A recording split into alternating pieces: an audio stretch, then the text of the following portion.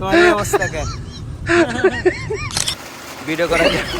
কাকু আসলে অসহায়ের মতো বসে আছে আমাদের মাঝখানে। তাহলে আমাদের কাকু এখন গোসল করবে, সেটা আপনাদের দেখাবো। টেনশনের মধ্যে আছি। কেন তুমি এত টেনশনকে?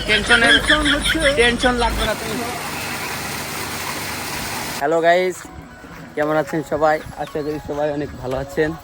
আজকে আমরা যাব গ্রামের মেশিনে গোসল করতে, দীর্ঘ 1 বছর পর।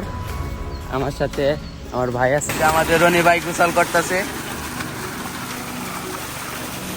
গ্রাম হলো প্রকৃতির কোলে এক শান্ত আশ্রয়, যেখানে জীবনের সরলতা অনুভব করা যায়। সবুজ ফসলের মাঠ আর মেঠো পথ যেন জীবনের আসল ছবি। ভোরবেলা মাঠের সূর্যের আলো আর সোনালী ধানের গ্রানে ভরা বাতাস। প্রকৃতি কখনো কথা বলে না, কিন্তু আমাদের সুন্দরভাবে কথা বলতে, অনুভব করতে শেখায়। দেখতে দেখতে আমাদের কাকু এসে পড়েছে আমাদের মাঝে গোসল করতে।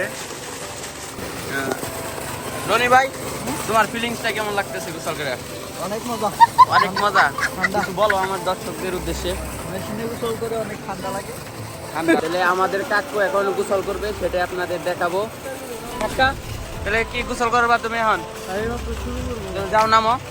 এই যে রনি ভাই গোসল করা শুরু করে দিচ্ছে। কাকু এখন গোসল করবে। কাকু আসলে তোমার ফিলিংসটা কেমন লাগতেছে এই জায়গায় এসে? বেশি ভালো লাগতেছে না, অতিরিক্ত গরম। আসলে বাংলাদেশের ওয়েদারটা বর্তমানে অনেক গরম। ওই বাড়িতে, হাজি বাড়িতে মনে হয় আগুন ধরছে। তাই তো দেখা যাইতেছে। গরমের টেনশনের মধ্যে আছি। কেন তুমি এত টেনশনকে? টেনশনের টেনশন হচ্ছে। করে দিও আমার ভাইটা রাজুর বিয়ে করে দিও।